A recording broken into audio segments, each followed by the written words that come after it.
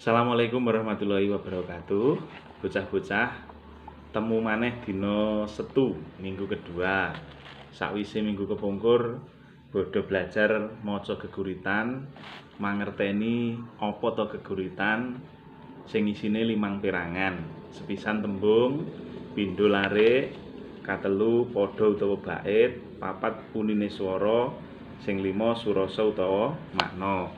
Kuwi eneng buku siswa neng kaca 78. Lah, iki Sabtu dina keloro.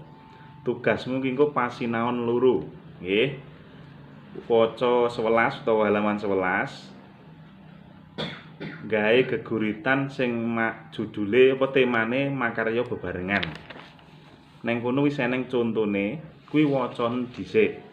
Sakwise maca sampe tag geguritan kanthi sethiti, terus tegesana tembung sing paling angel.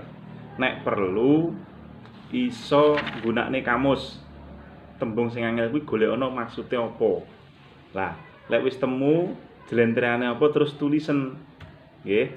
Neng kolom sing ngesor waca 12 halaman 12. Wis eneng pilihane nomor tembung aksara tegese. Nah, kuwi wis karek milih, karek ngeplekne siji-siji. Nomor 1 teko 10 digarap ning buku tulis. Lek wis Pak Guru arep ngirim laporan dalam bentuk Zoho Form. Ditunggu nganti jam 4 sore. Dina iki Sabtu ora eneng pelajaran TVRI, cukup bahasa Jawa. Penjelasane Pak Guru minggu kepungkur wis teko pasinaon 3. Iki balane ning pasinaon 2. Halaman 11 karo halaman 12. Ngono nggih. Engko lek ra mudeng tekok ning Pak Guru iso.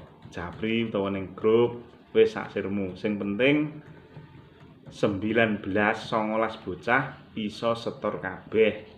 Minimal 50% ya iso 50%, minimal 15 anak nggih.